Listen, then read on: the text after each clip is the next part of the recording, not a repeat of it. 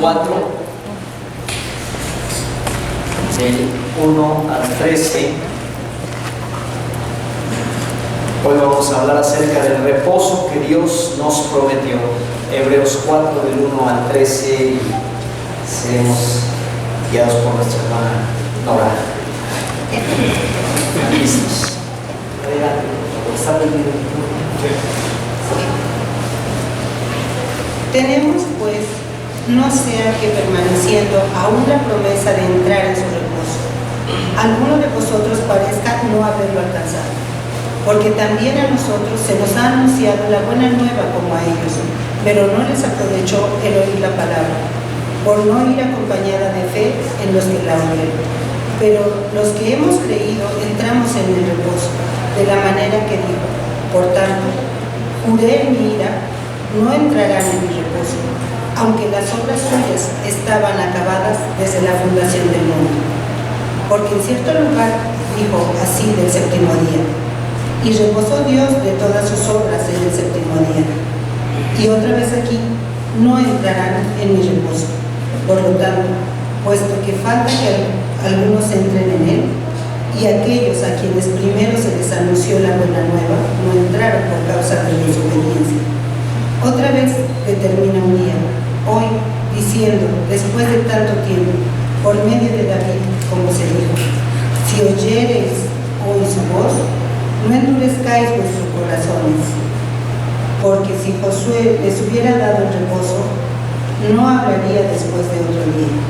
Por tanto, queda un reposo para el pueblo de Dios, porque el que ha entrado en su reposo también ha reposado de sus obras, como Dios de las suyas. Procuremos, pues, entrar en aquel reposo, para que ninguno caiga en semejante ejemplo de desobediencia. Porque la palabra de Dios es viva y eficaz, y más cortante que toda espada de dos filos, y penetra hasta partir el alma y el espíritu, las coyunturas y los tuétanos, y discierne los pensamientos y las intenciones del corazón. Y no hay cosa creada que no sea manifiesta en su presencia. Antes bien, todas las cosas están desnudas y abiertas a los ojos de aquel a quien tenemos que dar cuenta.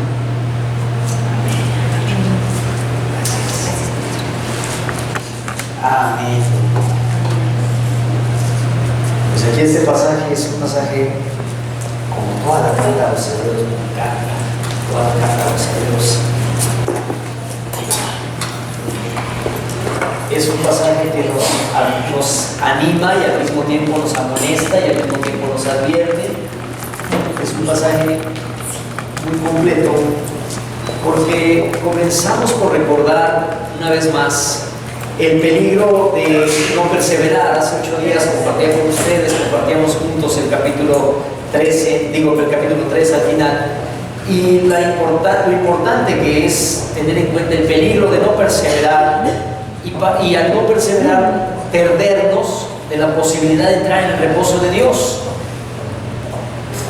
Ahora el autor nos amplía esta enseñanza y nos dice: cuidado, muy importante, entrar en el reposo de Dios, porque nosotros hemos oído las buenas nuevas de redención, como también la oyeron los israelitas. Hay un paralelismo constante aquí en estos capítulos entre nosotros, entre los lectores de Hebreos, y el pueblo de Israel cuando salió de la esclavitud en el Éxodo. Nosotros, al igual que ellos emprendieron un camino. El camino es el que se conoce como el Éxodo. Ellos emprendieron un camino hacia la tierra prometida, hacia un lugar terrenal donde reposarían y podrían disfrutar de leche, miel, de sembrar, de cosechar, de empezar a trabajar allí, ya sin la carga o la tragedia de la esclavitud. Y al igual nosotros salimos de un tipo de esclavitud espiritual para entrar al reposo celestial que nos espera. Este tiempo que nos toca a nosotros vivir es nuestro éxodo, y es como lo plantea Hebreos. Así como el pueblo de Israel durante esos 40 años estuvo en camino para llegar al reposo, que pudo haber llegado de inmediato, pudo haber llegado en 40 días, pero fue necesario que toda una generación no pudiera entrar porque se rebelaron contra Dios. y por eso no entraron en su reposo. Y así el Señor nos dice: ustedes tienen también un éxodo, ustedes han salido de el no conocer a Dios, el no tener vida espiritual. Al recibir a Cristo tenemos vida y nos da vida eterna, pero un día estaremos con Él para siempre. Mientras tanto vivimos nosotros también paralelamente el éxodo, y un éxodo para llegar al final a su presencia gloriosa y total. Pero se nos advierte, al igual que Hebreos, así como ellos, por haber desobedecido, por haber desoído, por haberse rebelado, ya quedamos también que la rebelión tuvo que ver con amargarse su corazón, entonces ellos por su infidelidad se privaron de poder entrar al reposo, y así nos advierte a nosotros. Ahora, el reposo verdadero que Dios nos ofrece no es la tierra de Canaán, sino una parte espiritual, y por eso en estos primeros 2 versículos nos dice que nos espera una patria espiritual, y nos exhorta a temer quedarnos fuera por incredulidad. Dice: temamos pues, no sea que permaneciendo aún la promesa de entrar en su reposo, alguno de vosotros parezca no haberla alcanzado. Fíjense qué situación tan lamentable. Imagínense la escena cuando finalmente, después de las plagas, después de tanta dureza del corazón de Faraón, después de tantas situaciones, finalmente, imagínense la alegría. Yo creo que particularmente la mayor alegría y la mayor emoción debe haber sido, yo estoy pensando, especulando, pero debe haber sido la mayor alegría y emoción una vez que pasaron el mar. Y en seco el mar se abrió, ellos pasaron en seco, y todavía con el miedo: nos van a alcanzar estos cuates, nos van a alcanzar y nos van a regresar a la esclavitud. Pero cuando ya finalmente están del otro lado, y lamentablemente para los egipcios el mar se cierra, imagínense el gozo. Yo me puedo suponer que no fue nada más de nada, sigamos caminando. Yo me puedo imaginar que debe haber habido un estruendo de alegría cuando finalmente ya están del otro lado, ya cruzando, y entonces dicen: estamos libres. Debe haber habido una alegría espectacular.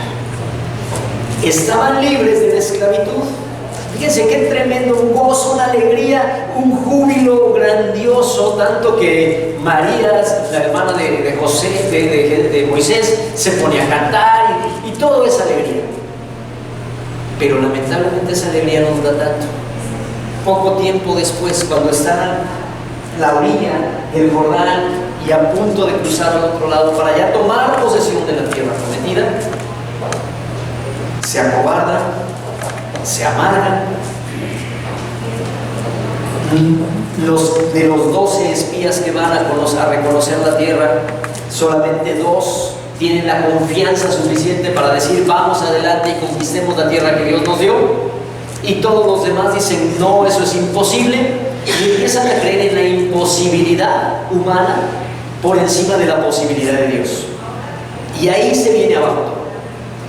Ellos comienzan a ver las posibilidades humanas y dicen: allá son unos gigantes, allá son guerreros, son experimentados en la guerra, nos van a hacer pomada, no podemos.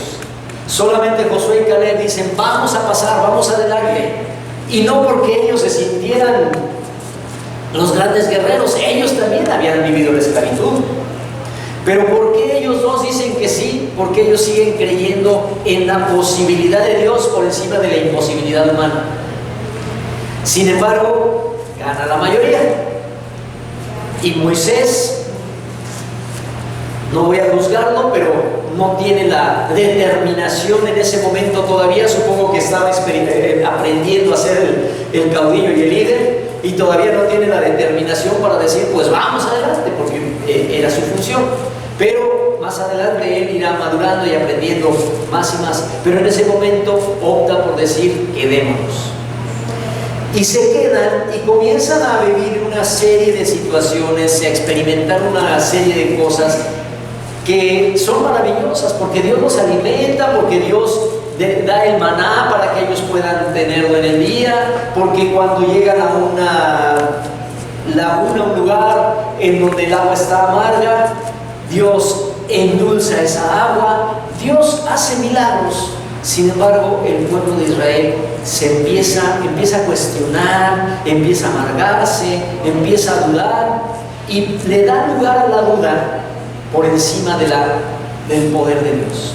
Y entonces el autor de Hebreos constantemente nos muestra como paralelo la experiencia de ellos y nos dice: aguas, ustedes conocieron a Cristo, ustedes por la sangre de Jesucristo, por su cuerpo, por su crucifixión, ustedes son libres y están en camino al reposo eterno. Pero en ese camino, cuidado con quedarse atrás. En ese camino, cuidado con no creer en la posibilidad de Dios y empezar a creer en la imposibilidad humana. Y hay muchas cosas en la vida, muchas, que nos hacen cuestionar qué tanto de verdad podemos creer en Dios. Hay presiones, hay enfermedades, hay dificultades y hay un enemigo llamado Satanás que constantemente está diciendo: ¿y ya ves? Pues no que ibas a ser rico. Y ya ves, pues no que ibas a ser sano.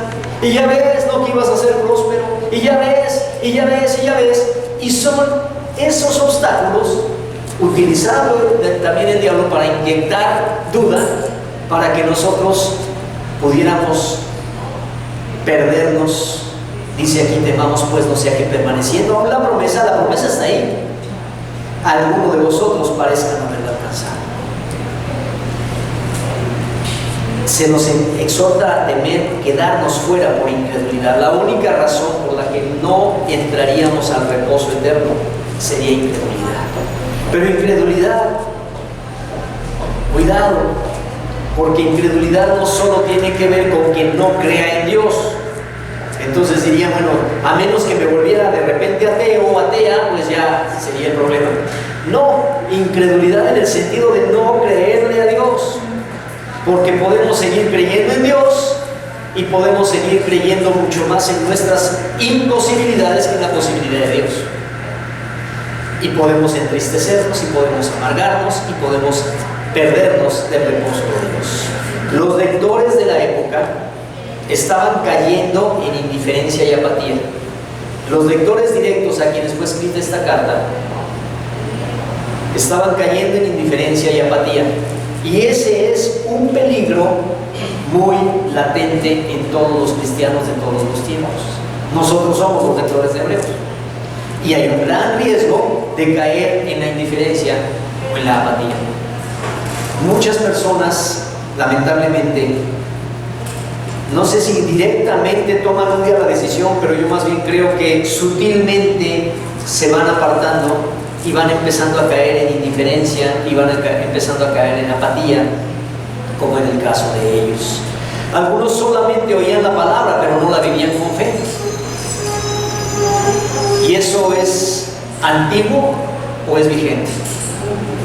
¿Qué me dicen ustedes? Lamentablemente hoy mismo, a esta hora, hay un montón de gente en todo el país, yo no sé cuántos, decenas o centenas de miles, que estamos reunidos en cultos. Pero ¿cuántos de los que estamos, de esos cientos de miles, quizás 1 millón, 2 millones, no sé cuántos, no me interesa ahorita, pero de todos los que a esta hora están oyendo la palabra, ¿cuántos realmente la estarán viviendo con fe? ¿Cuántos realmente estarán poniendo fe y pasión en la palabra que están viendo? Y ese es el peligro. Nuestro autor, el Espíritu Santo, utilizando al autor de Hebreos, no intenta meternos miedo que paralice. Cuando dice temamos pues, no intenta meternos ese miedo de la antigüedad, el dedo flamígero de Dios, que te está viendo Diosito. Nos decían cuando éramos chavitos en algún lugar: te está viendo Diosito y vas a ver cómo va. No, ese no es el temor que nos intenta poner. No quiere meternos un miedo que nos paralice, porque sería muy insano. Es muy insano obedecer y seguir a Dios por miedo. ¿Realmente eso es insano? ¿Ustedes creen que Dios quiere eso? No. Y sin embargo habla del temor. Pero sí nos demanda una fe activa, no una fe pasiva, no una fe aburrida, sino una fe activa y una fe obediente de corazón, que no quiere decepcionar a Dios. Ese es el temor. El temor no es cuidado que el dedo flamígero te está viendo. El temor que el cristiano debemos tener es ese temor de decepcionar a Dios. No es sano eso. No es algo importante que temamos decepcionar a Dios. Yo sí temo decepcionar a Dios. Y yo temo que muchas veces lo decepciono y entonces debo correr y pedirle perdón con verdadero arrepentimiento. Pero el temor sano es el de un corazón que no quiere decepcionar a Dios. Tristemente, hay muchos corazones en esta hora y, como les digo, en el país, no sé cuántos, qué número les gusta, 1 millón de personas que quizás a esta hora estemos en las diferentes iglesias. Y desafortunadamente, a muchos de ellos no les importa si decepcionan o no a Dios. Con que esté bonito el culto, con que el pastor hable bonito y no se tarde mucho, con que me guste, está bien. Pero ya, si decepciona a Dios o no, pues eso ni siquiera se le ocurre pensar. El temor del que nos habla aquí es de un corazón que sabe que va peregrinando y que peregrinar significa esfuerzo. ¿Ustedes creen que el pueblo de Israel iba bien cómodo así en la parte de atrás de una camioneta con aire acondicionado? Peregrinaje significa esfuerzo. Pero además, algo muy importante es el corazón que sabe que no va solo. Ninguno de nosotros vamos solos hacia la meta de del reposo, sino que no es un peregrinaje individual, sino que hay que preocuparnos unos por otros. Por eso hay que temer que ninguno de nosotros se quede atrás. O sea, no solo es el temor de yo quedarme atrás, sino también debemos temer que alguno de nosotros se quede atrás. Cada miembro de la familia cristiana es responsable de alentar a los hermanos a seguir adelante. Creo que el problema que tenemos los cristianos es que como vivimos ¿cómo lo diré? Vivimos los cultos y la palabra sentados. ¿Estás cómodo? No tanto, las sillas no son lo mejor que quisiéramos, ¿verdad? Pero bueno, como quiera estamos sentados. Entonces, como estamos sentados, pues no nos queda como muy claro que vamos en un camino y en un peregrinaje. Pero ¿qué pasaría si estuviéramos caminando en una excursión?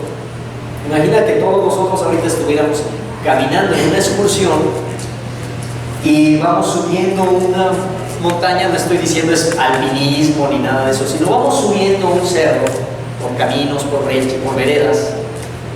¿Y acaso si de repente, cuántos seremos ahorita? Unos 30 quizás. Si de repente volteara alguno de nosotros y dijera: ah, caray, miren, Paco se quedó allá atrás, vámonos. ¿Lo haríamos?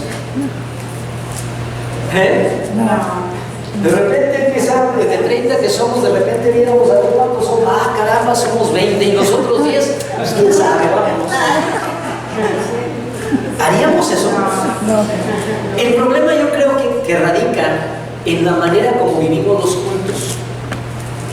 Como vivimos los cultos sentados, entonces no nos estamos dando como que cabal cuenta que espiritualmente vamos peregrinando hacia la tierra prometida, que en este caso es el reposo de Dios. Y entonces, pues, si en el camino se quedaron Pati y Javier, pues, ahí se ven. Si en el camino se quedó Mari, pues ahí se ven. Yo ahí voy. ¿No es cierto? Y aquí nos dice claramente: tengamos temor, no sea que alguno de ustedes no lo alcance. O sea, no solamente dice aguas, apúrate y alcanza, sino preocupémonos por los demás. Porque la fe cristiana es una fe de comunidad, no es una fe de individualidad. Y ahí es importante que nos estemos estimulando unos a otros, que nos estemos animando unos a otros. Y yo sigo y seguiré insistiendo por lo menos, no sé si muchos años, pero por lo menos hasta que acabemos Hebreos. Yo sigo y seguiré insistiendo. Preocupémonos por los otros. Estábamos viendo en el libro del Hombre del Reino, no sé si en la Mujer del Reino tenga algo paralelo, pero en el Hombre del Reino habla de qué tanto estás siendo tú como hombre influencia en tu hogar, en tu comunidad, y luego dice qué tanto eres influencia en tu iglesia. Y cada uno tenemos nuestra propia respuesta interior en esto. Pero ¿cómo ser influencia en la iglesia? Bueno, pues fácilmente dicen, bueno, pues el pastor y la pastora son influencia, ¿no? Buena o mala, pero son influencia. Pero ¿cómo hacer para que los demás? Pues es que a ti no me toca ser pastor. Pero ¿qué tal te toca darte cuenta que a lo mejor alguno de nosotros se está quedando ahí atrás? ¿Y qué vas a hacer? No vas a decir, hijo, qué gacho pobre. Ya tiene como 8 meses que no viene a la iglesia. Oh, qué gacho pobre. En una de esas se enfría, en una de esas incluso pierde la oportunidad de entrar en el gozo del Señor. ¿Y qué vas a hacer tú? ¿Vas a decir, ni modo? ¿O te vas a regresar tantito cada semana a tomarte la molestia de echar un telefonazo, de hacer una llamada, de mandar un WhatsApp y de decir, no te quedes atrás? ¿Qué necesitas? ¿Qué tienes? ¿Y sabes qué? Esa es una oportunidad, una tarea que tú tienes. ¿Qué tienes? ¿Qué necesitas? Les desafío a que la semana que entra, por ejemplo, cualquier día de la semana que entra, no me interesa si es lunes o martes o miércoles, alguien que no sea su hija o su yerno le pregunte a la hermana Oliva, ¿cómo vas de tu dolor? ¿Cómo estás, hermano? ¿Te puedo ayudar en algo? ¿Te puedo servir en algo?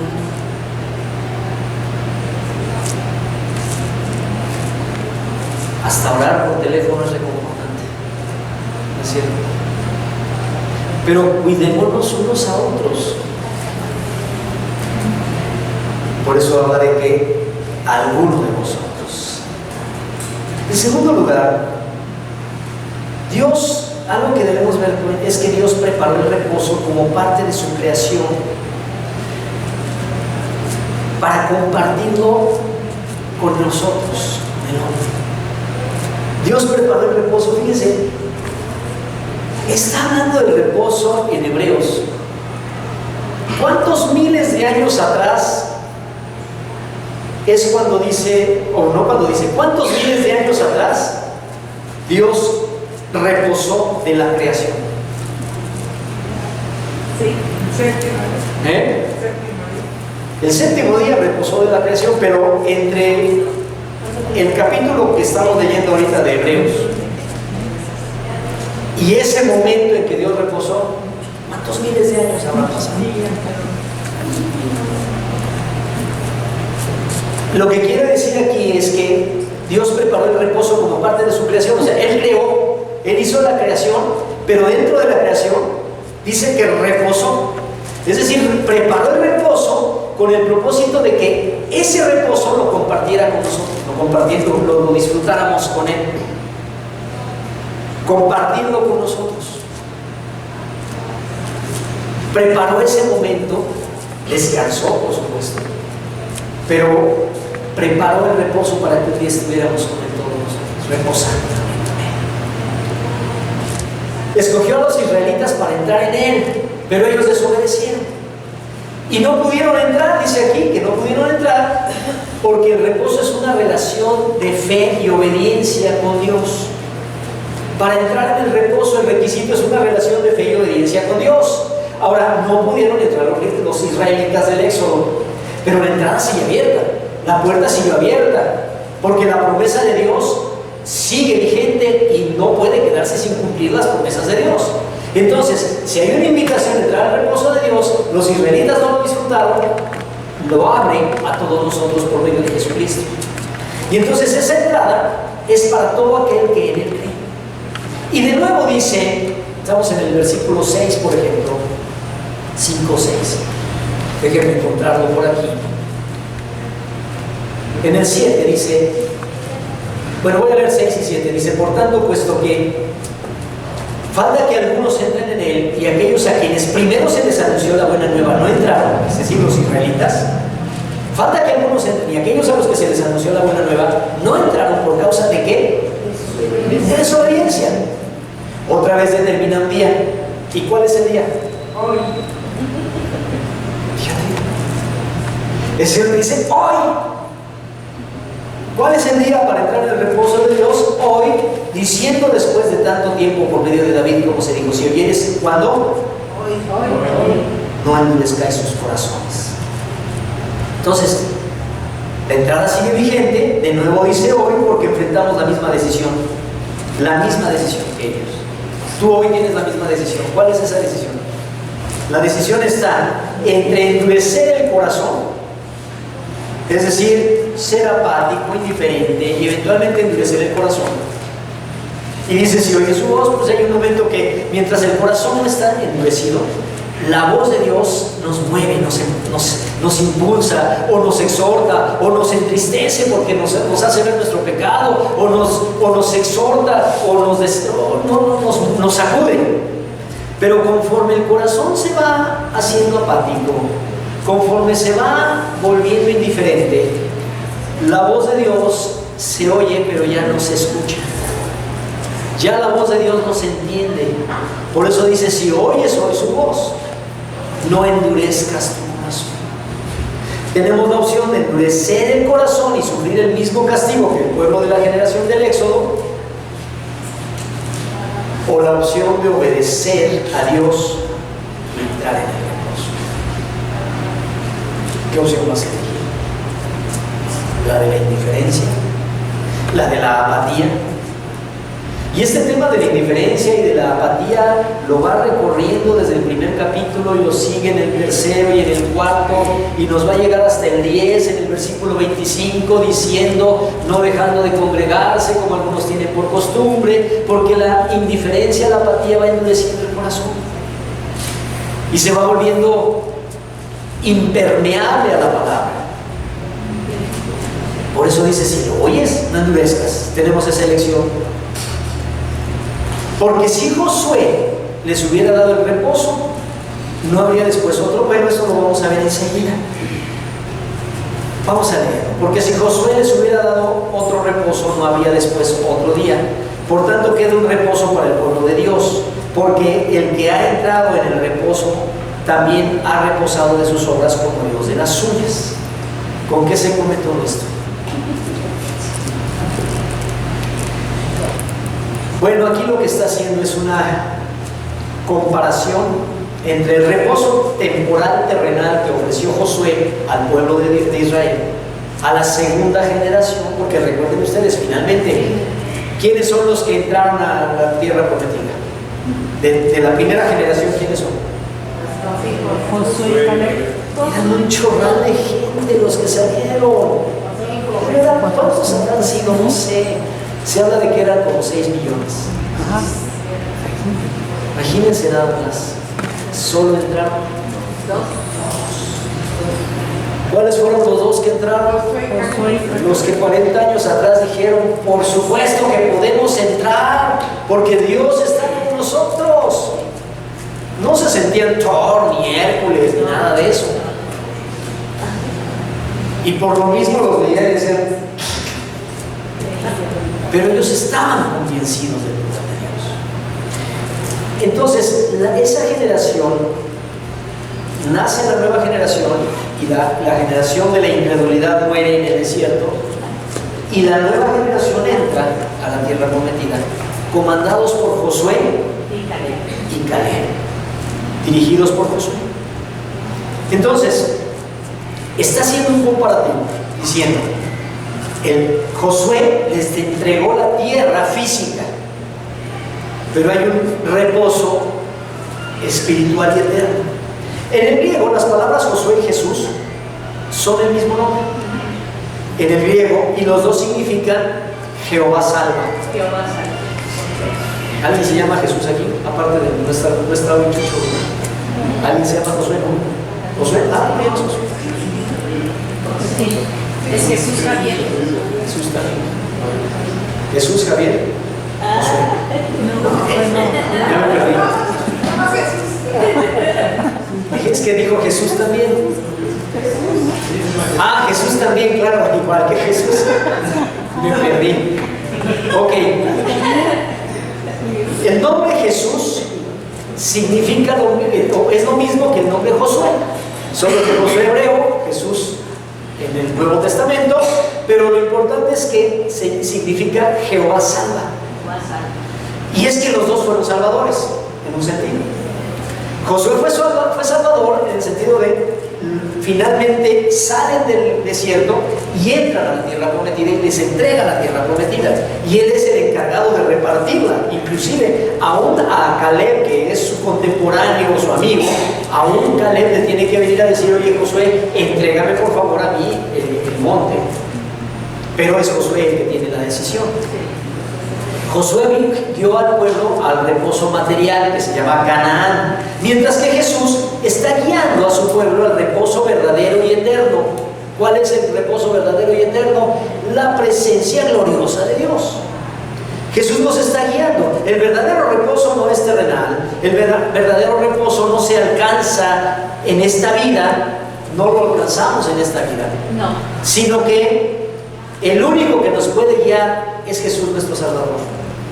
Cuando Él venga por segunda vez, nos arrebata y nos lleva a su presencia, o aquellos que ya se nos fueron adelantando han llegado al reposo de Dios. Por eso para el cristiano la muerte no es una tragedia, sino es una graduación.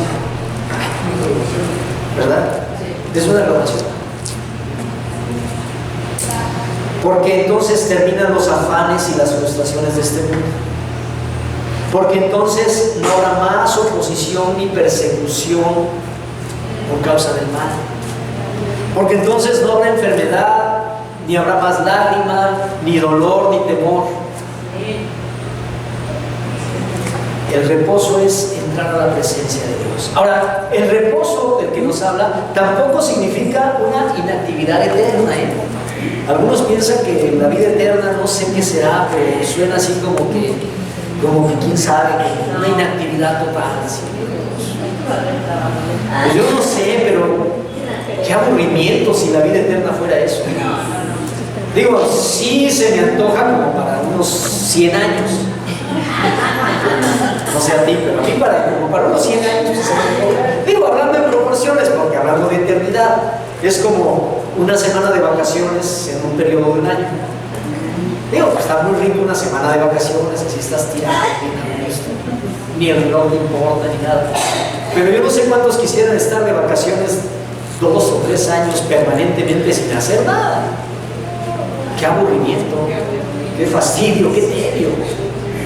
Porque fuimos creados para trabajar. Y yo creo que, estoy seguro que en el cielo, en la vida eterna, en el reposo de Dios, tendremos algo que hacer. Sí. De hecho, vamos a trabajar. Sí. Algunos hicieron cara de ¿es en serio? Ya me decepcioné. Pero yo estoy seguro que vamos a trabajar, porque así lo dice el Señor Jesús respecto a su Padre. ¿Se acuerdan que el Señor Jesús dice: mi Padre ahora trabaja y yo también trabajo? ¿Dónde estaba el Padre? Y Él estaba en la tierra. Dice: mi Padre ahora trabaja y yo también trabajo. Aún Dios sigue trabajando. Pero significa que no habrá afanes, no habrá frustraciones, no habrá enfermedad. Significa el fin de las dificultades y de todo lo que enfrentamos en este mundo, y el feliz término de las actividades asignadas a esta vida. O sea, acabaremos ya las actividades o el compromiso que nos fue asignado en esta vida. Hace rato decía en el libro, decía cumplir el destino, y decía Alfredo hizo una muy buena observación. Eso de destino suena como medio místico y filosófico, porque sí es cierto, pues, eso de que tenemos un destino, en un sentido tenemos un propósito. un propósito, un papel que desempeñar en la vida, pero el entrar al reposo significa que terminamos, que concluimos la obra que nos fue encargada y entraremos en definitiva en el reino de Dios para estar con Él. Eso es entrar. Entonces primero nos dice, cuidado, no se queden atrás, cuidado la apatía y la indiferencia causada o la falta de fe fue causa de que no entraran al reposo los de Canaán. Ahora ustedes no hagan lo mismo y no caigan en esa apatía. Hebreos nos exhorta a hacer del reposo de Dios la meta de nuestra vida, no una fuga. O sea, no pensar de, bueno, pues aquí la vida está re fea, de la cachetada todo, pero vamos a ir al cielo. Una fuga mental. Hay muchos que sí se fugan mentalmente. Sí. Y están viviendo más allá en el cielo que lo que acá pasa en la tierra, pues ya no nos tocó. Se trata de que tengamos como meta también el llegar a ese reposo y dar todo el esfuerzo por alcanzarlo. Cuidado con esto, hermanos, porque aquí en este punto algunos se confunden un poco, porque pareciera que estoy diciendo que tenemos que ganarnos la vida eterna. Al decir esto, versículo 11, procuremos pues entrar en aquel reposo para que ninguno caiga en semejante ejemplo de desobediencia. Entonces, cuando yo afirmo que debemos hacer del reposo la meta de nuestra vida y dar todo el esfuerzo por alcanzarnos, más de alguno podría pensar, bueno, entonces la vida eterna, la salvación no es por gracia, es por obras, porque entonces las obras que yo haga voy a tener la vida eterna. No, ese es un regalo que ya nos fue dado. Aquí el asunto es si vamos a cuidar el regalo o no. Ese es el asunto. Aquí el asunto es si verdaderamente vamos a valorar el regalo o vamos a agarrar el regalo y vamos a botarlo por ahí. No es que la salvación nos la ganemos por obras. La salvación el Señor nos la ha dado por gracia, pero nos dice claramente, procura entrar en el reposo para que ninguno caiga en semejante ejemplo de desobediencia. El peligro es el mismo que acechaba a Israel. Tenemos tú y yo el mismo peligro, y a todas las generaciones les acecha el mismo peligro, la desobediencia. La desobediencia, hermanos, la desobediencia no la pasa Dios por alto. Desgraciadamente muchos cristianos al vivir en la gracia o al concepto de la gracia piensan que Dios pasa por alto la desobediencia. Una vez salvo, para siempre salvo. Sí, Dios nos salva, pero la desobediencia no la pasa por alto. Y en vista de este espléndido premio alcanzable por la fe, comprendemos que la vida de fe no es pasiva. No es nada más, ya me salvó Dios, pues mira que ya tenía que hacerlo, si no me quedaba incompleta su creación. La vida de fe no es pasiva, sino que requiere el máximo esfuerzo. Y por eso una y otra vez nos dice, procuremos, esforcémonos. No sean apáticos, no caigan en la apatía, no caigan en la desobediencia, no caigan en la indiferencia, no dejen de congregarse, no dejen de crecer, no dejen de estar en comunión con Dios y unos con otros, porque es comunión. Hacer la voluntad de Dios es el único camino para llegar a la meta celestial, que es entrar al reposo de Dios. Solamente haciendo la voluntad de Dios, no oyéndola. En Santiago más adelante, en otro momento va a decir, pero sean hacedores y no oidores, engañándose a sí mismos. Se trata del esfuerzo de hacer la voluntad de Dios para poder entrar en el reposo. Y finalmente, en los versículos siguientes, nos habla de la palabra de Dios que tiene vida y poder para penetrar lo más recóndito del corazón. Yo sé que este versículo muchas veces lo leemos aislado y eso nos hace perder el contexto. Yo no sé cuántas veces hemos leído el versículo aparte, 12 y 13, en donde lo afirmamos. La palabra de Dios es viva y eficaz y más cortante que toda espada de 2 filos, y penetra hasta partir el alma y el espíritu y las coyunturas y los tuétanos, y discierne los pensamientos y las intenciones del corazón. Lo hemos leído aparte, pero cuando lo leemos ya en el contexto del 1 al al 12, podemos darnos cuenta, nos dice, es importantísimo no ser indiferentes a la palabra, obedecer la palabra, a esforzarnos por alcanzar el reposo, tener una fe obediente y esforzada. Y si alguno de pronto dijera, no, pues yo ya estoy bien a gusto, garantizado, concha, dice aquí, la palabra de Dios es viva y eficaz. Y la palabra de Dios es como un bisturí que hace una cirugía profunda de corazón y penetra con el poder divino y nos llega, nos emociona, nos sorprende y nos sacude para transformarnos. Si la palabra de Dios no nos sacude, nos penetra y nos transforma, posiblemente nos estamos engañando a nosotros mismos, porque la palabra de Dios no está penetrando, no está siendo cortante como espada de dos filos y no está entrando hasta lo más profundo. Y posiblemente estamos en el riesgo de lo que dice en Santiago, ser solamente oidores y no hacedores. Porque la palabra, como espada de dos filos en manos de Dios, hace una cirugía espiritual, empezando por nuestro corazón y trayendo sanidad a lo más profundo del alma. Y al darnos esa sanidad a lo más profundo del alma, nos da el reposo espiritual hoy. Hoy, ¿cuándo? Hoy. Y la certeza de que quienes ejercemos una fe obediente y perseverante, y digo ejercemos, lo digo declaración de fe, quienes ejercen una fe obediente y perseverante entrarán en el reino y en el reposo de la presencia gloriosa de Dios. Pero el requisito es una fe perseverante, el requisito es una fe obediente, el requisito es una fe esforzada, y el requisito es temor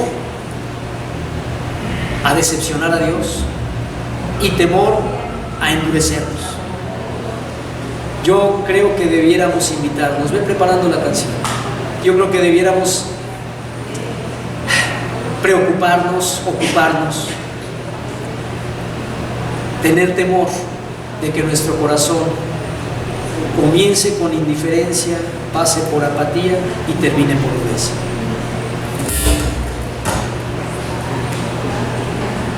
Cuando la palabra del Señor, creo que ya nos está oyendo. No, ya nos estamos escuchando todo el día. Cuando la palabra del Señor deje de ser esa espada de dos filos, cuando la lees, preocúpate porque entonces probablemente estás comenzando a entrar en la apatía y la indiferencia. Y de ahí el siguiente paso es la dureza. No endurezcáis vuestro corazón. Preocúpate cuando Hoy. en tanto que se dice, y redondea diciendo, si oyes hoy su voz, no endurezcas tu corazón. Si oyes hoy su voz, no la endurezcas. Para que entendamos que el que persevere hasta el fin, ese será salvo. Oremos.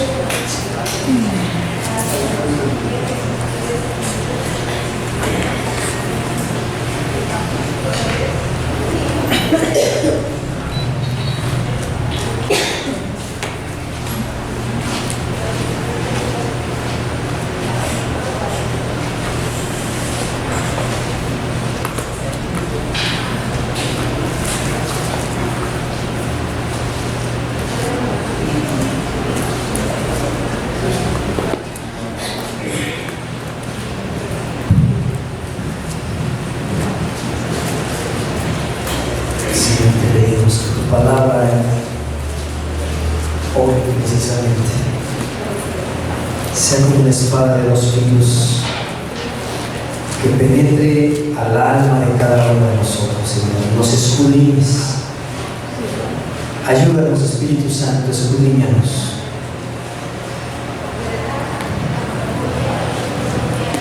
Para que podamos vivir fervientemente en tu palabra. Y si alguno de nosotros ha caído en el error del pueblo del Éxodo, Señor, perdónanos. Perdona la incredulidad, la indiferencia. Aviva nuestra alma, Señor, con tu palabra que penetre. Gracias, amado Dios, porque tú nos estás llamando al reposo eterno. Y mientras tanto, aquí en este tiempo y en esta vida, mientras tú quieres que estemos aquí, te somos instrumento en tus preciosas manos, para que muchos otros te conozcan. Y también, Señor, somos instrumento en tus manos, para que aquellos de nuestros propios hermanos que se vayan rezagando, nosotros vayamos por ellos y los reintegremos. Perdónanos cuando hemos sido indiferentes y hemos subido a la montaña, y si acaso nos acordamos de repente de voltear hacia atrás, vemos a alguien que se quedó atrás y solamente seguimos nuestro camino. Pon en nosotros ese sentir que hubo en ti, de dar por todo por alcanzar a los que se hayan alejado y perdido. Estimúlanos, Señor, te lo rogamos, en el nombre precioso de